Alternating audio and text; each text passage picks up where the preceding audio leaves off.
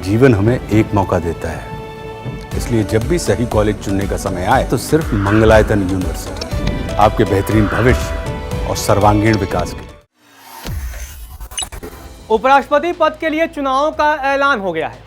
बड़ा सवाल यह है कि जीतेगा कौन, क्योंकि अभी इंडिया गठबंधन और एनडीए गठबंधन दोनों की तरफ से उम्मीदवारों के नाम का ऐलान नहीं किया गया है। 9 सितंबर को वोटिंग होनी है और 9 सितंबर को ही पता चल जाएगा कि भारत का अगला उपराष्ट्रपति कौन होगा। क्योंकि जब 2022 में उपराष्ट्रपति पद के लिए चुनाव हुआ था तब स्थिति अलग थी। तब बीजेपी के पास अकेले बहुमत थी, 300 से ज्यादा सांसद थे, सांसद ही इसमें मतदान करते हैं।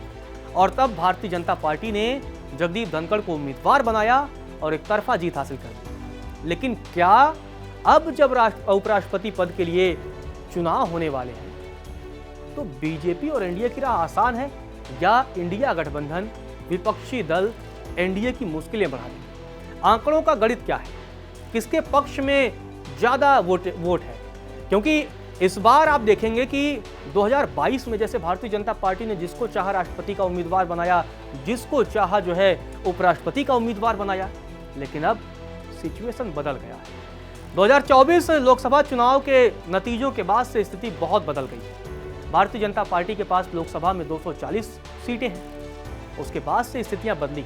अब गठबंधन की सरकार है और तब जब 2022 में उपराष्ट्रपति पद के लिए चुनाव हुए थे तब वो चुनाव 2019 के आधार पर हुए थे, यानी 2019 में लोकसभा चुनाव के जो नतीजे थे उसके आधार पर वोटिंग हुई थी। अब आंकड़े क्या हैं? क्या नीतीश कुमार, चंद्रबाबू नायडू या अन्य पार्टियां कुछ खेला कर सकती हैं क्या? और क्या बीजेपी जिसे चाहेगी उसे उपराष्ट्रपति पद के लिए उम्मीदवार बना देगी? क्या बीजेपी अब भी इतनी पावरफुल सिचुएशन में है? ये बड़ा सवाल है, क्योंकि लगता तो नहीं है।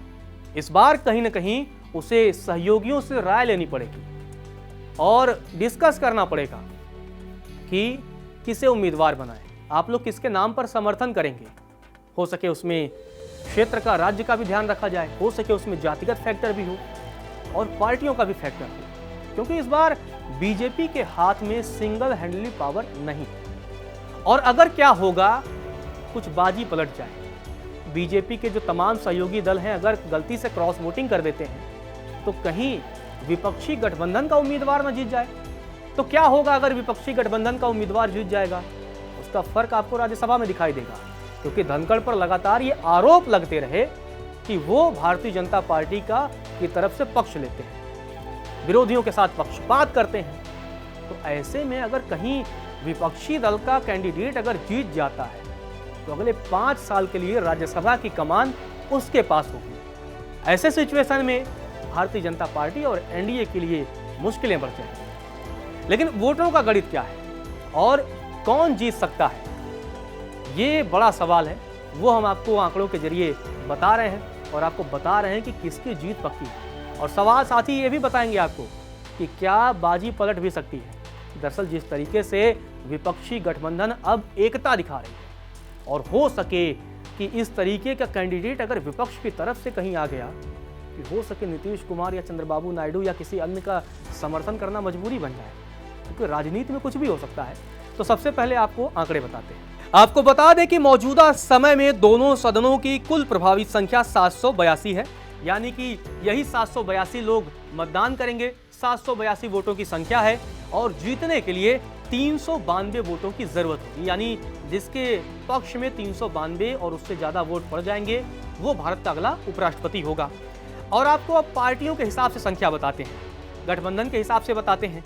लोकसभा में मौजूदा समय में एनडीए के पास 293 है, इसमें भारतीय जनता पार्टी के पास 240, सहयोगियों की 53 सीट। तो ऐसे में ये 53 सीटें बड़ी अहम होने वाली हैं, क्योंकि अगर ये 53 सीटें कहीं इधर उधर हो गई, ये 53 वोट कहीं इधर उधर हो गए तो स्थिति बदल सकती है।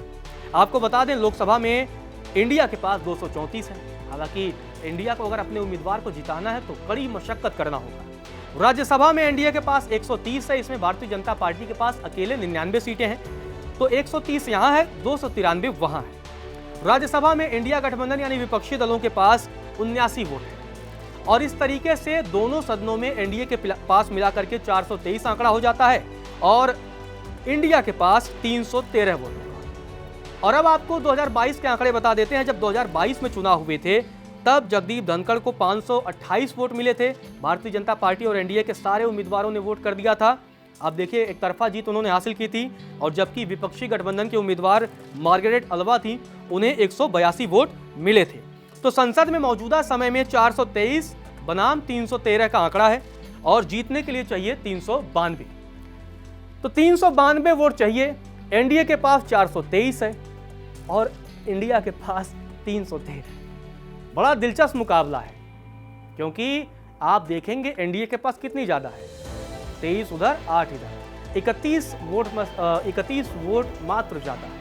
और जब 2022 में चुनाव हुए थे तब भारतीय जनता पार्टी के उम्मीदवार ने अकेले 528 वोट हासिल कर लिए थे, जबकि विपक्षी 130 समथिंग वोटों के आसपास वो सिमट गई थी। अब ऐसे में यही बड़ा सवाल होता है कि क्या इस बार उपराष्ट्रपति के चुनाव में बीजेपी के पास अकेले वो दम है?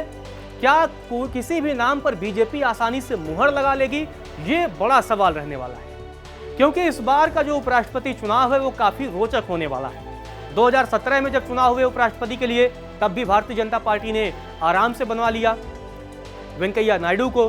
2022 में हुए तो जगदीप धनखड़ को, और अब जब 2025 में हो रहे हैं तब स्थिति बदल चुकी है। अब भारतीय जनता पार्टी अकेले कहीं न कहीं उस तरीके का स्टैंड ले पाएगी या नहीं ले पाएगी, ये एक बड़ा सवाल है।